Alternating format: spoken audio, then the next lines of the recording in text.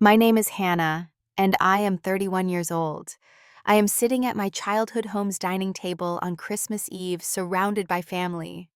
My father just made another joke about my little hobby business. Everyone laughed except me. I have heard variations of this insult for 7 years. But tonight is different. In exactly 14 minutes, something will happen that changes everything. My phone is about to light up, and the words on that screen will silence every person at this table. Before I tell you what appeared on that screen, let me know in the comments where you are watching from tonight. If you have ever been underestimated by your own family, hit that like button and subscribe. Because this story is for everyone who was told they would never succeed. Trust me, you are going to want to hear how this unfolds. Let me take you back to where it all began. I grew up in an upper middle class suburb outside Philadelphia. On the surface, we looked like the perfect American family. Big house, 2 cars in the driveway, kids in good schools. But underneath that polished exterior, there was a hierarchy, and I was always at the bottom. My father, Richard Caldwell, is 62 years old. He is a senior partner at a corporate law firm, one of the most respected in the region. He built his career on disciplined prestige and a very narrow definition of success. In his world, there are only a few acceptable paths: Ivy League education, law or medicine, safe, respectable careers with corner offices and retirement plans. Anything else is a hobby, a phase, something you do before you grow up and get serious. My mother, Diane, is 59. She used to be a nurse before she married my father. Now she is a homemaker, and she is kind in that quiet way that never really challenges anything. She loves all of us, I know that. But she has never once contradicted my father. Not when he was wrong, not when he was cruel. She just changes the subject and offers more mashed potatoes. Then there is my older brother, Marcus. He is 35 years old, and he is everything my father ever wanted. Harvard Law, graduated top of his class, now a junior partner at my father's firm, on track to take over someday. Marcus never had to wonder if he was good enough. The path was laid out for him like a red carpet, and he walked it without question. My younger sister, Brooke, is 28. She took a different route, but still one my father approved of. She married a wealthy financier named Preston, lives in Manhattan, stays home with her 2 perfect children. In my father's eyes, she made a smart choice. She found stability through partnership. He respects that. And then there is me, Hannah, the middle child, the odd one, the dreamer. Growing up, I was never interested in the things that mattered to my father. I did not care about mock trial or debate club or getting into the right schools. I wanted to make things. I spent hours in my room drawing designs, building little inventions out of household items, writing stories nobody would ever read. My father had a nickname for me that he still uses to this day: Head in the Clouds, Hannah. He thought it was funny. I thought it was a cage. When it came time to apply for college, my father sat me down in his study. He had a list of acceptable schools and acceptable majors: law, pre-med, maybe finance if I wanted to be practical. I listened to him talk for an hour about the real world and how dreamers end up broke and how he was not going to watch me waste my potential. Then I applied to art school in secret. I got accepted to the Rhode Island School of Design. When I told my father, he did not yell. He did something worse. He laughed. Then he told me he would not pay a single dollar for what he called a hobby degree. I could go if I wanted, but I would do it alone. So I did. I took out loans. I worked 3 jobs: waitressing at a diner, retail at a clothing store, tutoring other students when I could. I barely slept. I ate ramen noodles for months at a time. But I graduated with honors. I majored in industrial design with a minor in business. I learned how to create things that were both beautiful and functional. At my graduation, my father showed up. I thought maybe he would finally say something kind. Instead, he shook my hand like I was a business associate and said, at least it is over. Now you can get a real job. But I did not get a real job. At least not the kind he meant. After graduation, I moved into a tiny apartment in Providence. I was working at a design firm during the day, but my mind was always somewhere else. I kept noticing a problem that nobody seemed to be solving: sustainable packaging. Everywhere I looked, small businesses were drowning in ugly, expensive, environmentally harmful packaging options. The sustainable alternatives were either too costly or looked cheap. There was a gap in the market, and I could see it clearly. I started sketching solutions at my kitchen table: biodegradable materials, beautiful designs, affordable production methods. Everyone I talked to said it was impossible. You could not have all three. You had to pick two at best. I called my father one Sunday to tell him about my idea. I was excited, maybe naive, hoping he might offer some encouragement. His response was immediate: "Packaging. That is your big plan. Good luck with that." He laughed and changed the subject to how Marcus was handling a big case. I hung up feeling smaller than I had in years. But I did not stop. At 24 years old, I founded EcoWrap Solutions with $3,000 in savings. I operated out of my apartment. I made prototypes by hand. I pitched to small local businesses, bakeries and boutiques and florists, anyone who might listen.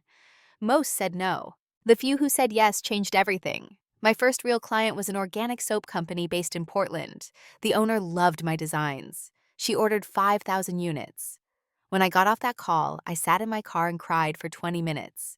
Not because I was sad, because someone finally believed what I was building. That first year, I worked 18-hour days. I barely ate. I barely slept. I did everything myself because I could not afford to hire anyone. My revenue was $42,000, barely enough to survive. But it was mine. Every family gathering became a reminder of how far I was from my father's definition of success. Thanksgiving at 25, he asked me how the cardboard business was going. Everyone at the table laughed. I smiled and said it was fine. At 26, I hired my first employee. Her name was Jenna, and she came on as a production assistant. I could only pay her minimum wage and promise her that things would get better. She believed me. That trust still means more to me than any investment check I have received since. By year 2, our revenue hit $180,000. We were not profitable yet, but we were growing. I moved operations into a small warehouse space. It smelled like cardboard and possibility. My father's commentary at family dinners never changed. "Still playing with cardboard, Hannah. When are you going to get a real job with benefits?" Marcus would smirk across the table. Brooke would look away awkwardly. Mom would offer more pie. I stopped expecting anything different. I just kept building. The years between 26 and 31 were a blur of struggle and breakthrough. Every holiday became a battlefield I had to survive. Thanksgiving at 26, my father asked if I was still doing my arts and crafts project. The table laughed. Easter at 27, he wanted to know when I was going to get a stable job. Christmas at 28, he announced that Marcus had made partner, and then turned to me with that familiar smirk. "What is your big news, Hannah? New cardboard design." More laughter. Always more laughter. My Uncle Frank, who is my father's brother, was particularly cruel. He would make comments about how at least I was not asking for money. He once joked that I could design his coffin when the time came. "Something eco-friendly," he said, "so I do not feel guilty about dying." My cousin Bradley, who works as an investment banker, offered to get me an interview at his firm more than once. He framed it as charity. "I could get you something entry-level," he would say. "Real salary, real future, real benefits." I always declined politely. "I am happy with what I am building," I would tell them. My father's response was always the same. Building what a house of cards, I would drive home after these gatherings with tears streaming down my face. I questioned everything. Was I wasting my life? Were they right? Was I delusional for thinking I could make this work? But every Monday morning, I went back to work. I showed up at the warehouse before sunrise. I answered emails and made sales calls and solved production problems. Because EcoWrap was growing whether they saw it or not. At 28, we hit a crisis point. Our major supplier went bankrupt without warning. We had orders to fulfill and no materials to fulfill them with. I lost 3 big clients who could not wait for me to find a replacement. I had to lay off 2 employees, people I knew, people with families depending on those paychecks. It was the worst week of my professional life. Somehow my father heard about the layoffs. He called me that same night. His voice was almost gleeful. "Ready to admit this is not working, I can talk to Marcus about a paralegal position for you." I told him I did not need a paralegal position. I needed time. time for what he asked. More failure. I hung up on him for the first time in my life. 3 weeks later, everything changed. I found a new supplier in Michigan. Their materials were better than what we had before, and their prices were lower. My one remaining major client, a large organic grocery chain, placed a huge order. More than that, they introduced me to their network of suppliers and partners. Within months, EcoWrap was packaging products for 12 grocery chains across the Northeast. Our revenue jumped to $2.3 million. For the first time, we were profitable. $400,000 in actual profit. I hired 12 new employees. We moved into a real manufacturing facility with loading docks and climate control and a break room with a coffee machine.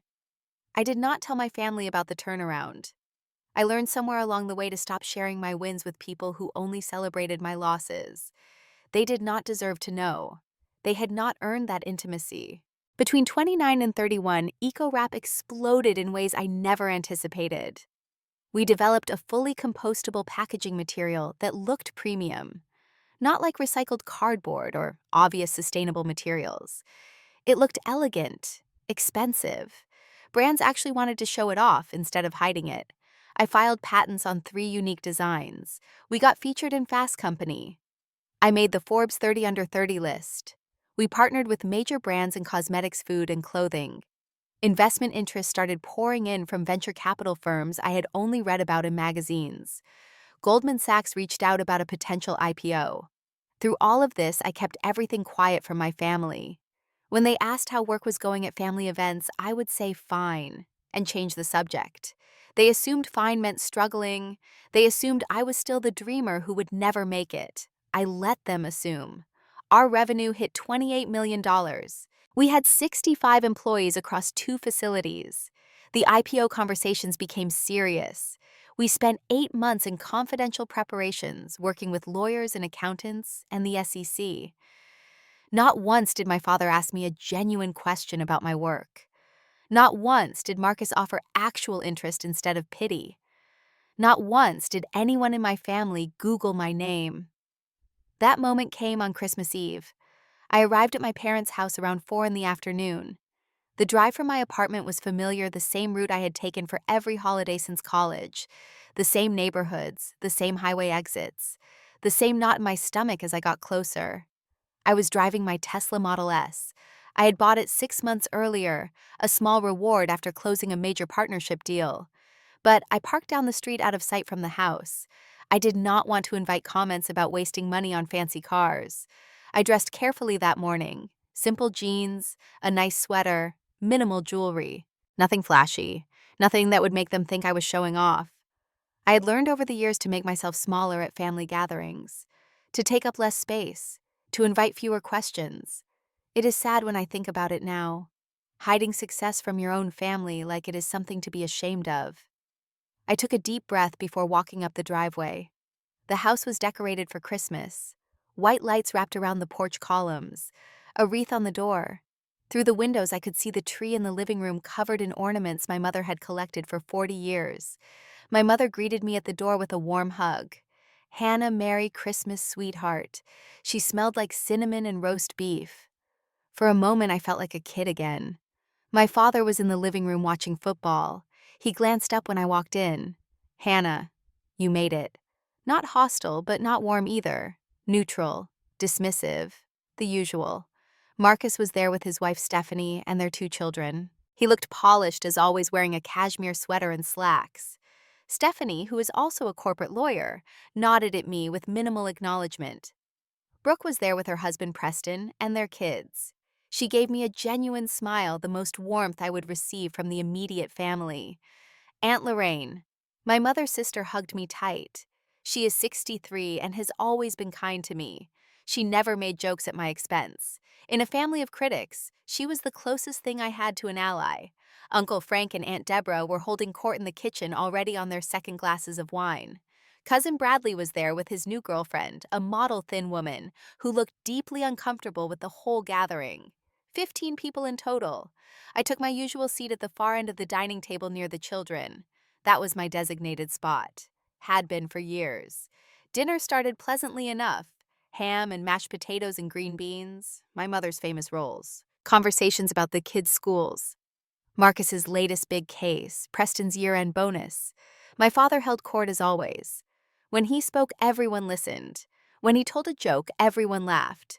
Eventually, the attention turned to me. So Hannah, my father said, swirling his wine. "How is the box business?" he said. Box business, with audible air quotes. A few people chuckled. "It is called Eco Wrap Dad, and it is going well."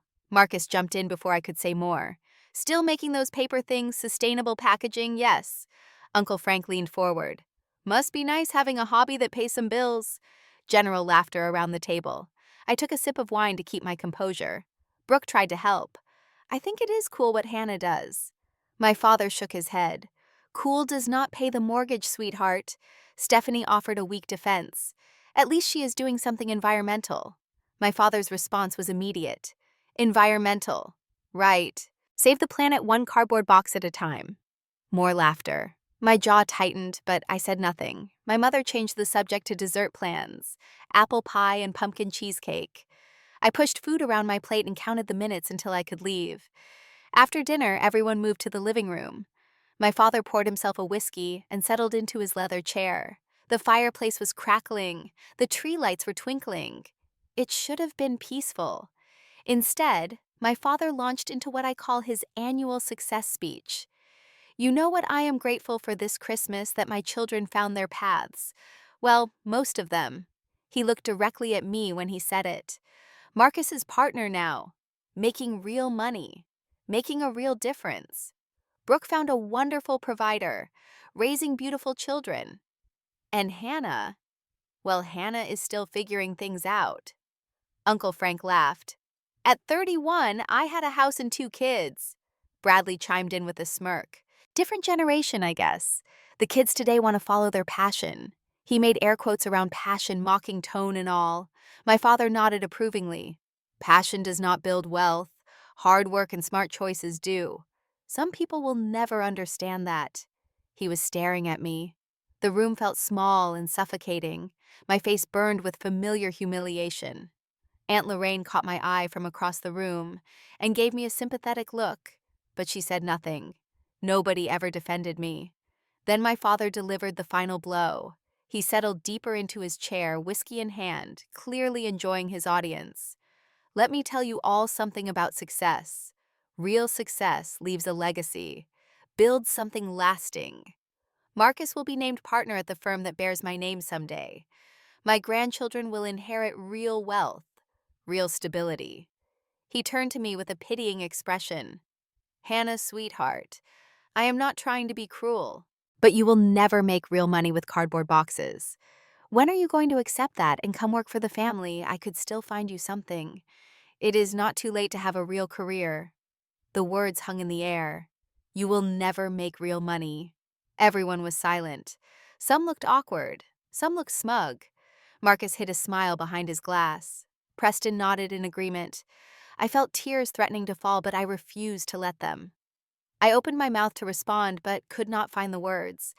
31 years of this, and it still cut to the bone. Then my phone buzzed in my pocket. I ignored it. It buzzed again and again and again. Uncle Frank raised an eyebrow. "Someone is popular tonight." I pulled out my phone just to silence it. The screen was lit up with notifications. What I saw made me freeze completely. My hands started trembling as I read the first notification. It was a text from Rachel, my CFO. Her message was in all capital letters. "It is live. Bloomberg just announced. Congratulations." My heart stopped. The second notification was an alert from the Bloomberg app I had installed on my phone months ago. "Breaking Eco Wrap Solutions files for IPO at $3.2 billion valuation." The third notification was from my lawyer. "You did it. Call me when you can. This is huge." More notifications kept flooding in. LinkedIn was going crazy. Emails from Goldman Sachs, texts from board members, congratulations from investors.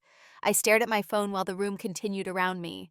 My father was still talking, saying something about responsibility and legacy. But I could not hear him anymore. The words on my screen had drowned out everything else. $3.2 billion. The IPO we had been secretly preparing for 8 months. filed confidentially, working with the SEC, quiet roadshows with institutional investors, all of it done in complete secrecy. The plan was to go public in January. But Bloomberg got the scoop early. Someone leaked, and now it was everywhere.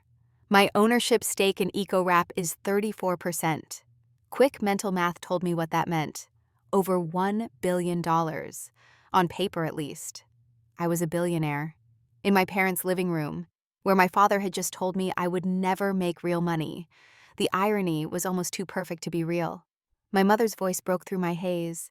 "Hannah, everything okay, sweetheart?" I looked up slowly.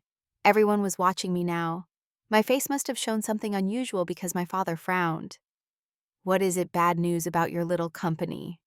He said it almost hopefully, like he wanted confirmation that I was failing. "No, Dad. Not bad news." I heard my own voice as if from a distance. Steady, calm. "Actually, you might want to turn on Bloomberg." Marcus scoffed from his position by the fireplace. "Bloomberg. Why would we watch that?"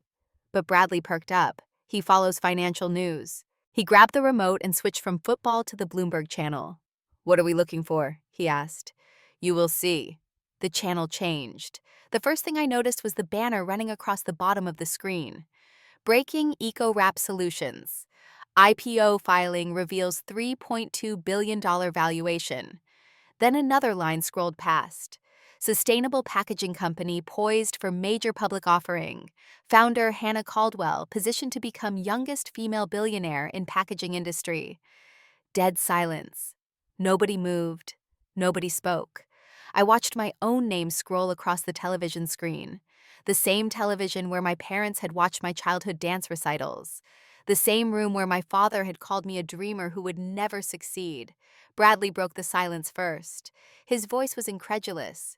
"Wait, EcoWrap Solutions. That is your company."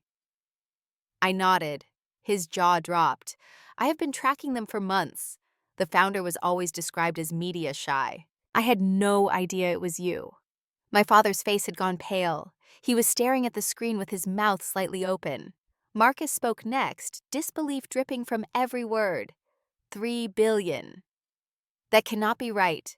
$3.2 billion, I corrected him. "And yes, it is right. We have been working on this for almost a year. I own 34% of the company." Stephanie, the lawyer, did the math quickly. "That is over $1 billion.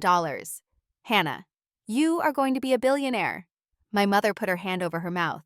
"Oh my goodness." Brooke stood up from her seat. "Hannah, why did you not tell us?" My answer came out sharper than I intended. When exactly should I have mentioned it? Between the jokes about my hobby and the lectures about getting a real job. Between Dad's annual speeches about how I will never make money. I stopped sharing my wins with this family years ago. Because no one here ever believed in me. The truth fell like a bomb in the middle of the room. Nobody knew what to say. My father still had not spoken. He was still staring at the television where my name continued to scroll across financial headlines. Uncle Frank looked like he had swallowed his tongue. Bradley was pale. Aunt Deborah was already pulling out her phone, probably texting everyone she knew. Aunt Lorraine walked over to me with tears in her eyes. She whispered so only I could hear. "I always knew, sweetheart. I always knew." But I was not done. "Do you want to know what the past 7 years have been like?" My voice filled the room. I built this company from nothing. $3,000 and an idea. I worked 100-hour weeks. I did not take a salary for 2 years. I was rejected by 200 investors before one said yes. I almost lost everything twice. And every holiday I came here and listened to all of you tell me I was failing. Dad, you told me I was wasting my life. Said I would never make real money. You said that 10 minutes ago. Marcus, you offered me a paralegal job because you felt sorry for me. Uncle Frank, you have made jokes about my arts and crafts every Thanksgiving since I was 24. I stopped telling you about my successes because you never celebrated them. You only ever noticed when things were hard. I was in Forbes. I was on Fast Company's cover. I won innovation awards. Did any of you ever Google my name? Even once, tears were running down my face now, but my voice stayed strong. I did not build EcoWrap to prove you wrong. I built it because I believed in something. But right now in this moment, I am glad you finally have to see it. I am glad you cannot dismiss it or diminish it or make another joke. Because the whole world knows now. And so do you. I stopped talking, breathing hard. The room was completely silent, except for Bloomberg still playing in the background. Financial analysts were discussing the valuation, talking about the innovative packaging designs, praising the sustainability model. And my family sat there in stunned silence, finally seeing what had been in front of them all along. The silence stretched on for what felt like an eternity. Nobody moved. Nobody reached for their wine glasses or shifted in their seats. Even the children had gone quiet, sensing something significant had happened, without understanding what. My father finally set down his whiskey glass. His hand was shaking. I had never seen his hand shake before. He cleared his throat. Hannah, his voice sounded different, smaller somehow. I I did not know. I met his eyes directly. You did not want to know. I tried to tell you, Dad. For years. You never listened. You decided when I was 22 that I was going to fail. And nothing I did after that mattered. He shifted in his chair like a man suddenly uncomfortable in his own skin. That is not. I was trying to protect you. I did not want you to struggle. No, I said firmly. You wanted me to follow your definition of success. You could not imagine that my path might be different and valid. A good father would have asked questions, would have visited my company, would have said I am proud of you for trying, even if he thought I would fail. I paused to let that land. You never did any of that. You just made jokes. For 7 years. Something changed in his face then. He looked like he had aged 10 years in 10 minutes. My mother reached for his hand, but he pulled away. He was confronting something he could not dismiss or debate or out-argue. The numbers were right there on the screen. $3.2 billion worth of proof that he was wrong about me. Marcus stood up abruptly and left the room without a word. He could not handle it. His whole identity had been built on being the successful one, the golden child, the heir apparent. His little sister had just surpassed everything he had ever achieved. Stephanie followed him out, shooting me an apologetic look over her shoulder. Brooke crossed the room and pulled me into a tight hug. I am so sorry. I should have stood up for you. I was always jealous, actually. You were brave enough to do your own thing. I married Preston because it was easy, because it was what Dad wanted. You built something real. I hugged her back. It was the first genuine connection I had felt with my sister in years. Uncle Frank cleared his throat awkwardly. Well, impressive. I will say that. It was the closest thing to an apology he was capable of giving. Bradley approached me with a business card. Listen, I know I have been an ass, but if you ever need investment banking services. I took the card without saying anything. Some things do not deserve a response.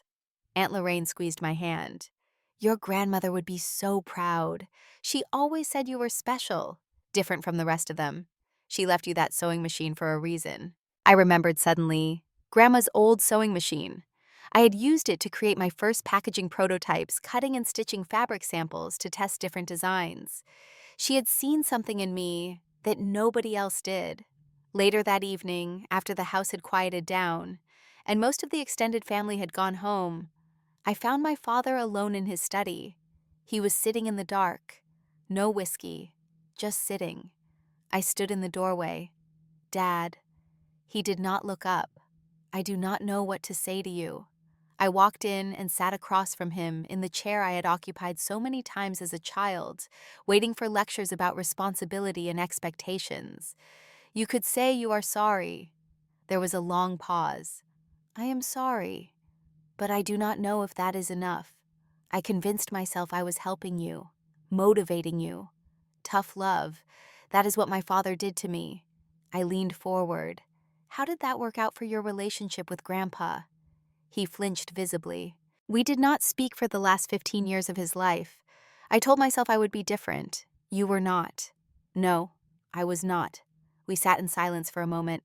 But you can be, I said, going forward. I do not need your approval anymore, Dad. I proved that tonight.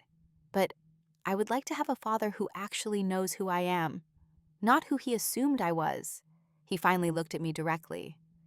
You really did all this. Built all this, yes, and I am proud of it. I needed to hear myself say that out loud. I am proud of what I built, whether you are or not." His eyes were wet. I had never seen my father cry. "I am proud," he said quietly. I could not see it before. My own limitations, Hannah. My own narrow definition of success. "I failed you, and I am sorry." It was the first genuine apology I had ever received from him. It did not fix everything. It could not undo 7 years of dismissal and mockery. But it was a start. I left my parents' house around 11 that night. My mother walked me to the door, held both my hands in hers. "Hannah, I am sorry too. I should have defended you. I let your father dominate these conversations. That was wrong. Why did you never say anything?" She looked down at our joined hands. "I do not know.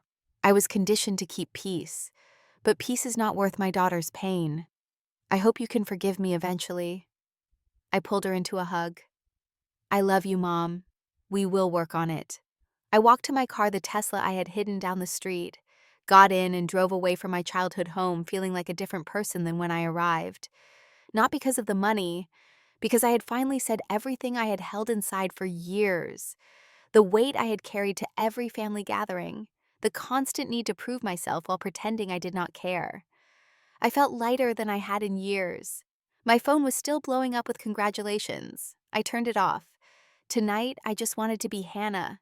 Not the IPO, not the valuation, not the headlines. Just Hannah, who finally stood up for herself. The next few weeks were a controlled chaos unlike anything I had ever experienced. CNBC wanted an interview. Forbes wanted another cover story. Podcasts flooded my inbox. My PR team, which I had hired 6 months earlier specifically for the IPO, worked around the clock managing requests. I did select interviews trying to stay authentic despite the media circus. The question everyone asked was the same. How does it feel to be a self-made billionaire? My answer never changed. Ask me after the IPO actually happens. Right now it is just numbers on paper. What matters is the company we built and the problem we are solving. Journalists seem to appreciate the humility. The profile pieces mentioned my family background, daughter of prominent Philadelphia attorney, first in her family to pursue entrepreneurship. I made sure they did not bash my father in print. That was private. My victory did not require public humiliation of my family. The IPO date was set for January 28th. The roadshow presentations to institutional investors took me across the country. New York, Boston, Chicago, San Francisco. I lived on airplanes and hotel rooms and conference calls. Sleep became a luxury I could not afford. But this was what I had worked for. Every late night in my apartment making prototypes. Every rejection from investors who said sustainable packaging was not scalable. Every cruel joke at family dinner. All of it led here. January 28th arrived faster than I expected. I was at the New York Stock Exchange before sunrise. The building was more impressive in person than I had imagined, all columns in history and the weight of American commerce.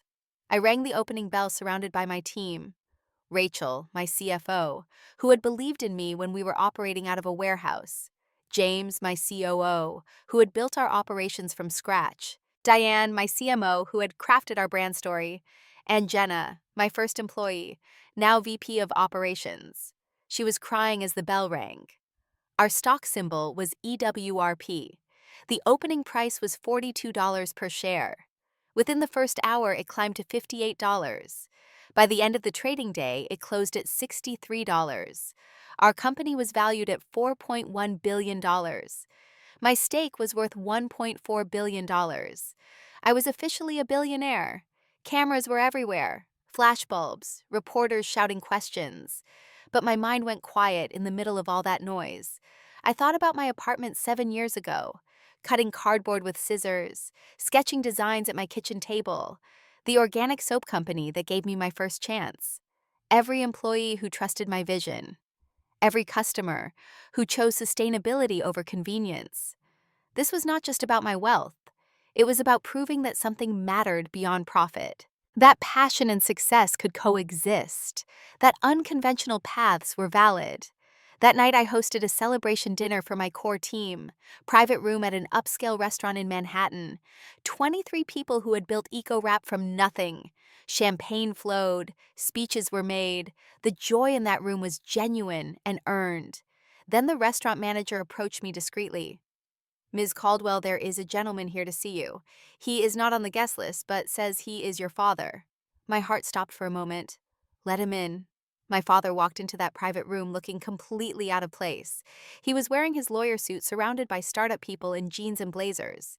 He was holding a small box. The room went quiet. My team knew about my family situation. They had heard stories over the years. My father walked straight toward me. "I know I was not invited, and I understand why. But I needed to see you today. Needed to say something. I watched the bell ringing this morning, every second, and I realized I have never actually watched you work before, never visited your company, never met your team. I was so busy telling you what you should be doing. I never paid attention to what you were doing. I am more proud of you today than I have ever been of anything in my life, and I am ashamed it took a number that big to make me see it." He handed me the small box. Inside was a watch, old, elegant, clearly valuable. I recognized it from photos. My grandfather's watch. He gave this to me when I made partner, my father said. Said I had finally proved myself. I hated that he made me prove myself. I hated that watch for years. I am giving it to you not because you proved yourself to me, but because I should have given you something meaningful long ago. I should have believed in you without needing proof. I took the watch with tears streaming down my face. It was not forgiveness. Not yet. But it was something. Over the following months, things shifted in ways I never expected. My father visited EcoWrap headquarters. It was his first time ever seeing where I worked. He toured the facility, met my employees, asked genuine questions about operations and logistics and growth strategies. After the visit, he sent me an email. "I had no idea. It is remarkable. You are remarkable." Marcus took longer to come around. His pride was deeply wounded, but eventually he reached out asking if we could get lunch. We met at a quiet restaurant. The conversation was awkward at first. I was the golden child, he admitted. And it ruined me. I never had to fight for anything. Dad handed me everything. "You built something I never could because I never had to struggle." I am not asking for pity. I am asking for a second chance to be a real brother. I appreciated his honesty. We started rebuilding from there. Brooke became my closest family ally. She started working part-time, inspired to have something of her own. I helped her launch a small business selling handmade jewelry. She used eco-wrap packaging, of course. My mother visited often now. She asked questions about the business, about my team, about my life. It was the first time she had shown genuine interest in my actual world. Uncle Frank still made jokes, but the tone had changed. My niece, the billionaire. "What is that like? Annoying but less malicious." Aunt Lorraine became my monthly tea companion. Sundays at her house, just the two of us. "You changed this family," she told me once. "You showed them another way." I did not mean to change anyone. I just wanted to be myself. She smiled. Sometimes that is exactly what changes everything. 1 year after the IPO, I found myself back at my parents' house for Christmas Eve. The same house, the same decorations, the same family gathered around the same table. But everything was different. This time I drove my Tesla openly and parked it right in the driveway. My father actually came outside to look at it, asked me about the range, asked if I liked driving electric. Normal father-daughter conversation about a car. Dinner conversation included my work naturally now. "How is the European expansion going? I saw you were featured in that documentary about sustainable business." One of my partners asked if you would speak at our firm event. I answered without bracing for ridicule, shared updates without defensive edges. It was still strange, still healing, but there was progress. After dinner, I helped my mother wash dishes. She was quiet for a while, then spoke. "This year has been hard, learning how wrong we were, but also the best year, because we actually have you now." I did not understand what she meant at first. "Before you were always guarded," she explained. "Distant. We thought that was just who you were. Turns out that was who we made you." "I was protecting myself," I said. "I know. And I am sorry you had to." We finished the dishes in comfortable silence. It was the first truly comfortable silence I could remember sharing with my mother. In the year since the IPO, I had built things beyond just wealth. EcoWrap continued expanding. We were now in 15 countries with over 2,000 employees. But my proudest achievement was not financial. I started the EcoWrap Foundation for young entrepreneurs from non-traditional backgrounds, art school graduates, community college students, single parents with ideas and no resources. We provided mentorship, seed funding, and connections to networks they would never access otherwise. I met with scholarship recipients personally whenever I could. I told them what I wish someone had told me. The people who doubt you are not your audience. Build for the people who need what you are creating. Success is the best response to criticism, but self-belief is better. Because success might take 7 years. You need self-belief every day. I also started an anonymous fund for packaging innovation research, partnered with universities to advance sustainable materials. My goal was for the industry to grow beyond just my company. Legacy mattered more than market share. My grandfather's watch sat on my desk now. I looked at it every morning. It reminded me not to make people prove themselves before loving them. That was the lesson I was determined to pass on. There was also someone new in my life. Adam Park, 34 years old, a conservation scientist. We met at an environmental conference 6 months after the IPO. He did not know who I was at first, just saw a woman passionate about sustainability and asked me to coffee to discuss ocean plastic research. When he realized later that I was the EcoWrap founder, he almost ended things. "I do not want to be seen as opportunistic," he said. I told him that if he was opportunistic, he would not be worried about looking opportunistic. We had been together 8 months now. He still lived in his modest apartment, would not accept expensive gifts. I respected his independence completely. My father met Adam at Thanksgiving. Afterward, he pulled me aside. He is good, does not care about the money. That is important. Hold on to people who saw you before the success. Surprisingly wise advice from a man who had only ever seen success as the point. People can change. I was learning that slowly. On the last night of my year-long reflection, I sat in my office after everyone had gone home. City lights twinkled through the floor-to-ceiling windows. It was quiet, except for the hum of the building settling around me. I opened the journal I had kept since founding the company. The first entry was dated 7 years ago. Today, I registered EcoWrap Solutions. Everyone thinks I am crazy. Maybe they are right, but I have to try. The latest entry written that night, I used to think success would silence the doubters. That once I made it, the voices would stop. That Dad would finally see me. That the family would finally respect me. Success does not silence doubters. It just gives you the confidence to stop listening. The Christmas Eve moment when Bloomberg announced the IPO. Everyone talks about how my family's faces must have felt satisfying. And yes, there was satisfaction. I am human. 7 years of mockery and then proof. Public, undeniable proof. But here is what I have learned in the year since. Vindication is not victory. Victory is building something meaningful. Victory is employing people who believe in your mission. Victory is solving problems that matter. Victory is being proud of yourself even if no one else is. My dad spent 60 years believing success looked one way. Law degrees, partner tracks, safe, respectable, predictable. He was not evil. He was limited. His imagination could not stretch beyond what he knew. I do not hate him for that anymore. I pity that version of him, and I am grateful he is trying to grow past it. What would I tell my 24-year-old self? The one crying in her apartment, wondering if everyone was right. I would tell her to trust herself. The people who mock your dreams are telling you about their fears, not your capabilities. Success takes longer than you hope and costs more than you expect. But if you are solving a real problem and you do not quit, you will find a way. And most importantly, you do not need anyone's permission to build something great. Not your father's, not society's, not even your own inner critics. You just need to start, and then not stop. I started EcoWrap to solve a packaging problem. I discovered it also solved an identity problem. I found out who I am when no one believed in me. And that person is pretty incredible. Not because of the money, not because of the IPO, not because my dad finally came around. Because she kept going anyway. That is the only success that actually matters. Everything else is just scoreboard. I closed my journal and turned off my office light. The building was empty. Night shift had long since gone. I took the elevator down alone, walked through the silent lobby, pushed through the glass doors into the cold night air. My car was waiting in the parking garage. A simple Tesla. I could have had a driver by now, security, an entourage.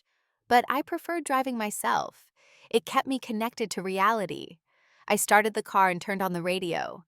Indie folk music filled the space. My secret love, the music I listened to when no one was around. I drove through city streets toward home, past the neighborhood where I had lived at 24, that tiny apartment where everything began. I slowed down as I passed it, remembering. Then I smiled and kept driving. Tomorrow there would be board meetings, investor calls, the usual chaos of running a billion-dollar company. Tonight, there was just me, my music, my memories, and the quiet knowledge that I proved everyone wrong. Not to change their minds, but to free my own.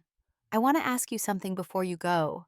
Have you ever been underestimated by someone who should have believed in you? A parent, a sibling, a boss, a friend. How did you handle it? And did you find a way to prove them wrong while staying true to yourself? Share your story in the comments below. I read every single one. If this story resonated with you, please hit that like button. It helps more people find these stories.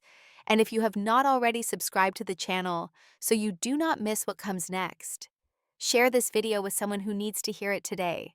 Someone who might be in year 1 or year 3 or year 5 of their journey. Someone who is surrounded by doubters. Let them know that it gets better, that success is possible, that the people who mock you now might apologize later. And even if they never apologize, your life can still be extraordinary. Thank you for watching. Thank you for being here. And remember, you do not need permission to build something great. Just start and do not stop. Until next time.